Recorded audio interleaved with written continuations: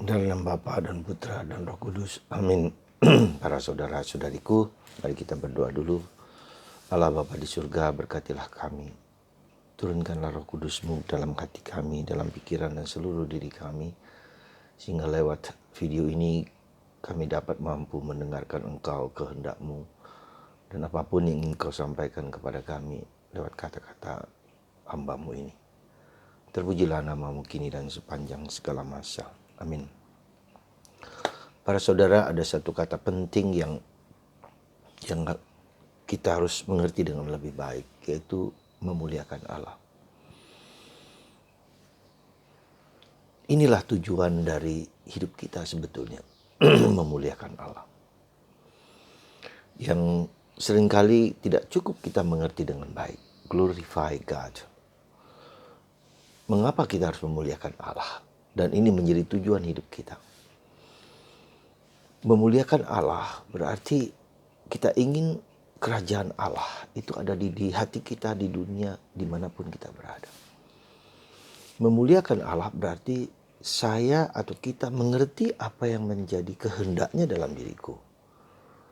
Setiap penciptaan, segala sesuatu yang ada itu punya tujuan untuk membuat dia semakin dibesarkan, semakin diagungkan. Ya. Jadi tujuan kita di dunia ini adalah berpartisipasi untuk memuliakan Tuhan, berpartisipasi supaya kehendak Tuhan itu terbaik bagi kita. Dan memang kehendak Tuhan terbaik bagi kita. Ketika kita sekehendak dengan Dia, maka segala sesuatu akan mulia, segala sesuatu akan damai, segala sesuatu akan tentram, segala sesuatu akan bahagia. Gitu loh. Memuliakan Allah itu seperti Yesus mengatakan, carilah dulu kerajaan Allah. Carilah dulu kerajaan Allah. Bukan kerajaanku, bukan keinginanku, bukan hidupku. Ya. Nah, itu menjadi tujuan kita. Karena ketika Tuhan menciptakan saya sebagai gambarannya, imago Dei, image of God, itu pasti Tuhan punya rencana dalam hidupku. Ya. Ini sangat penting, sangat perlu bagi kita. Supaya kita tahu apa yang Tuhan inginkan bagiku. Saudara, beberapa hari yang lalu ada seorang gadis yang menceritakan yang tunarungu. Dia tunarungu, abangnya tunarungu, ada 4 abangnya tunarungu semua. Pada mulanya dia tidak seperti mengeluh, bertanya kepada Tuhan, kenapa saya begini dan setelah begini. Tapi ketika kemudian dia bertanya dan berdialog dalam pengalaman batinnya, membaca firman Tuhan, apapun juga bentuknya dengan cara mana-mana, akhirnya dia mengerti bahwa Tuhan menghendaki itu terjadi padamu supaya kemuliaan Allah dapat terjadi. Dan ketika dia mulai memasuki itu, mengenal itu lewat tunarungunya itu, lalu dia menjadi bergembira, bersukacita dan mewartakan itu kepada orang lain. Tuhan itu baik untukku saat ini. Meskipun saya begitu, tapi saya dipakai Tuhan untuk memuliakan karyanya. Sangat menyentuh. Ya, nah demikian juga kita yang masih lengkap ini. Pikiran, mata, hidung, telinga, semua panca indera, badan kita lengkap. Ya, tidak sakit dan tidak kekurangan. Harusnya jauh lebih penting bagaimana kita mencari, menemukan, memikirkan. Hanya seringkali kalau kita mengalami suatu peristiwa-peristiwa seperti COVID ini, baru orang bertanya untuk apa tuh? Mengapa demikian terjadi? Ya. Mungkin orang mengeluh, mengecam, marah kepada Tuhan. Kenapa harus terjadi begini dan seterusnya.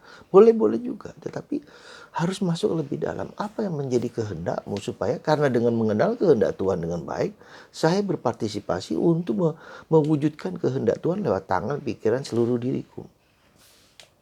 Jadi sekali lagi carilah dulu kerajaan Allah dan yang nanti segala sesuatu akan ditambahkan kepadamu. Itu kata Yesus. Ya. Maka mari saudaraku kita mencari kerajaan Allah. Seperti dalam bacaan pertama hari ini, Paulus men-sharingkan bagaimana dia melakukan segala sesuatu. Dia katakan begini, dengan segala rendah hati aku melayani Tuhan. Ya. Aku melayani Tuhan. Yesus dikatakan, segala sesuatu yang kulakukan adalah melakukan apa yang menjadi kehendak Dia. Dan apa yang Dia inginkan bagiku, kuwartakan kepada dunia. Dan itu dalam bacaan Injil hari ini. permuliakanlah aku Bapa. Aku telah memuliakan engkau. Rencana Tuhan dalam dirinya dinyatakan kepada orang lain. Ya. Nah nanti dengan sendiri, dengan kita berpartisipasi mengenal kehendak Tuhan dan menjalankan kehendak Tuhan, Tuhan akan memuliakan aku. Memuliakan diriku seperti Yesus. Ya. Aku tugasku sudah selesai menyatakan apa yang menjadi kehendak-Mu bagiku di dunia ini. Tugasku menjadi penyelamat, penebus, seperti yang Kau kehendaki. Itu selesai. Maka Tuhan permuliakanlah aku. Aku dipermuliakan dalam dua arti dalam bahasa ini. Yesus mengatakan dipermuliakan bisa dalam arti pertama arti yang simbolis adalah supaya aku ditinggikan. Ya, ditinggikan, disalibkan, ditinggikan, dimuliakan, diagungkan. Jadi saudaraku yang terkasih, hal ini penting bagi kita. Kenapa? Karena dunia kita di zaman yang serba berkembang, bertumbuh ini, modern ini, dan itu adalah zaman di mana orang bukan memuliakan Tuhan, memuliakan dirinya sendiri. Zaman materialisme, hedonisme, zaman relativisme mutlak. Ya. Nah, di zaman relativisme mutlak ini artinya apa? Yang menentukan segala sesuatu itu bukan Tuhan, tapi aku. Dosa manusia pertama dengan Adam dan Hawa itu sebetulnya apa? Dia bermain seperti Allah gitu loh. Dia menentukan apa saja yang kemutlakan itu ada pada manusia. Dan itulah dosa kita. Sehingga kita sombong, angkuh, bahkan keras kepala. Kebenaran ada padaku, bukan pada Allah. Dan itulah yang mau diajarkan Tuhan dengan COVID-19 ini, tidak ada aku. Jangan bertindak seperti Allah, absolutisme. Ya. Ada pada Allah. Jadi kalau Tuhan mengatakan jangan makan buah itu, ya jangan makan buah. Ya. Kita hanya taat, hanya tunduk dan taat kepada Dia. Tujuannya supaya kita jangan menjadi seperti Allah. Dan kalau kamu menjadi seperti Allah, absolut, kamu menentukan segala sesuatu, kamu akan mati. Dan itu ternyata benar. Sekarang ini dunia culture of death. Kebudayaan kematian di mana-mana. Ketika orang fokusnya pada diri sendiri, apa yang dia tentukan, apa yang dia pikirkan, apa yang dia mau, apa yang dia kehendaki. Dia merencanakan dengan apa yang dia pikirkan. Dan itulah yang disebut culture of death. Kematian, kekerasan, rasisme, diskriminasi. Ya. Nah, jadi seperti itu saudaraku. Jadi seperti Yesus saja dia tidak bertindak seperti absolutisme dia. Relatif tidak. Dia taat kepada kehendak Allah. Yesus pun sebagai anak Allah loh. Taat kepada kehendak Allah. Ya. Tidak ada cara lain kecuali untuk membuat dunia menjadi damai. Dunia menjadi bahagia. Dunia hidup kita menjadi bahagia, damai, tentram segala macam hanya dalam Yesus. Ya. Menjadikan hati kita, hidup kita bersama Yesus. Maka saudaraku terkasih, seperti Paulus, seperti Yesus, seperti Bunda Maria, yaitu menjalankan kehendak Allah. Apapun juga taat kepadanya. Ya. Tidak ada cara lain. Dan itulah yang terjadi dalam kitab Kejadian. Adam dan Hawa tidak taat kepada Allah, bermain seperti Allah. Dan itu terjadi kemudian dengan culture of death, kebudayaan kematian, kekerasan, egoisme, ya, narkoba, ya, LGBT, Sodom dan Gomora, dan terjadi. Dan Tuhan mengingatkan kita dengan COVID-19, hati-hati, mari kembali kepada Tuhan. Ya. Let God to be God in me. Biarkan Allah menjadi Allah dalam diriku. Dan ini nggak mudah. Maka mari saudaraku terkasih, kita memuliakan Tuhan. Mencari kehendak Allah dalam diri kita. Tidak ada kata terlambat. Sebesar apa seumur kita, ya meskipun kita sudah Katolik, sudah berlama, saya pun bahkan disadarkan kembali dengan COVID ini, disadarkan kembali dengan bacaan ini. Memuliakan Tuhan. Mungkin saya selama ini masih memuliakan diriku sendiri. Mencari diriku sendiri, mencari kesenanganku, mencari kesukaanku. Ya, tidak taat kepada Allah. Tidak setia kepada Allah. Bisa juga begitu.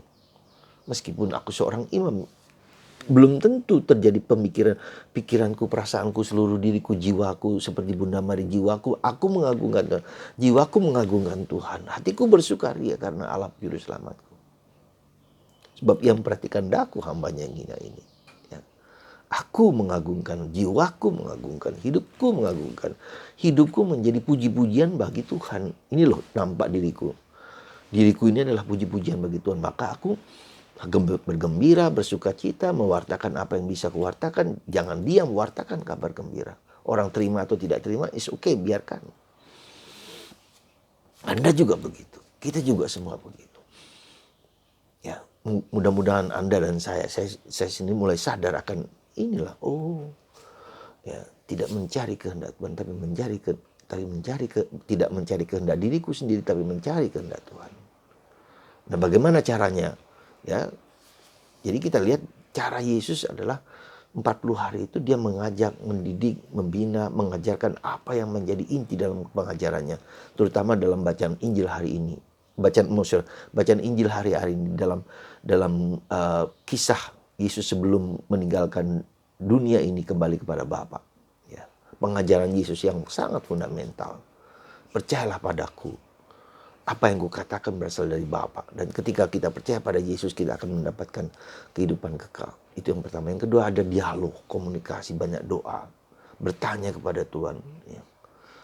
Dan terakhir yaitu kita mohon Roh Kudus, supaya Roh Kudus dalam diri kita ini tumbuh dan berkembang. Ya, kita mudah-mudahan kita mengalami seperti yang dialami oleh para rasul, yaitu Pentakosta. Tapi Pentakosta sudah ada dalam diri kita juga. Sudah ada dalam diri kita, kita mohon ya. Supaya yang ada ini semakin tumbuh, semakin berkembang. Yaitu dengan menjadi peka, menjadi tajam, mendengarkan suara Tuhan. Ya.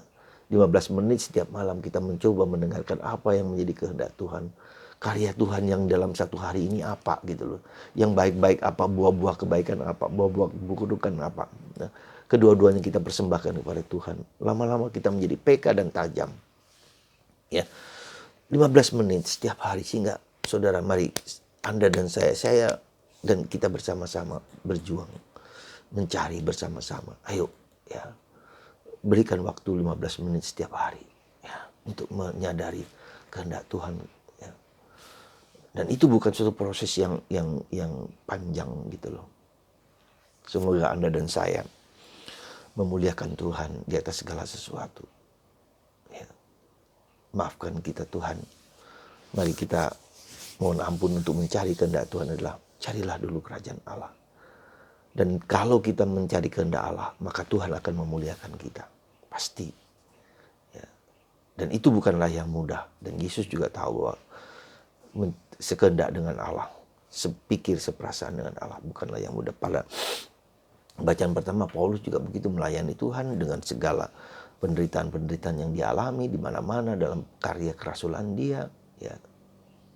Dan jangan lupa kalau kita mencari kehendak diri kita itu menjadi sukses, menjadi uang, itu tidak jelek, harus kita jalankan. Tapi dalam pencarian itu kita juga akan menemukan harus kehendak Tuhan di mana dalam proses itu gitu loh.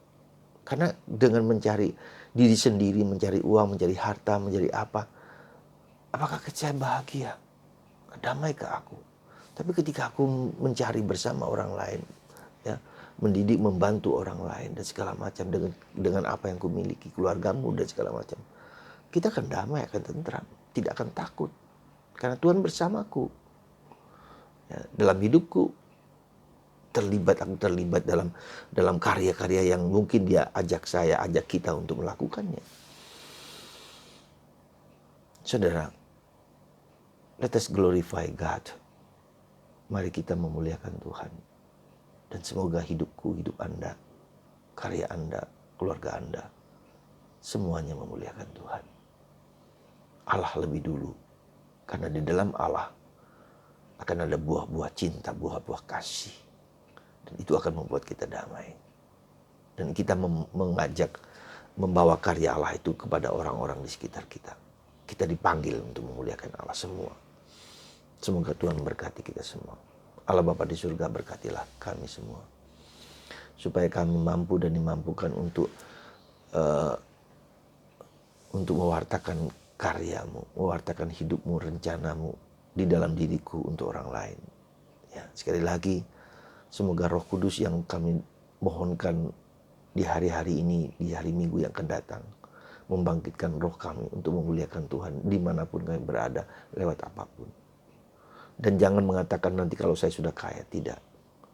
Berapa hari yang lalu engkau menunjukkan kepadaku seorang dari India mulai memuliakan Allah dengan mendidik, bekerja dengan orang-orang kecil ketika dia tidak punya uang, ketika tidak punya apa-apa, dan Tuhan membantu dia.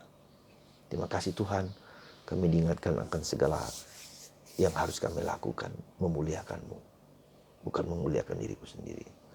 Semoga Engkau memberkati kami semua lewat apapun yang kami alami, sakit, penderitaan, untuk memuliakan Tuhan dan tidak mudah mengeluh.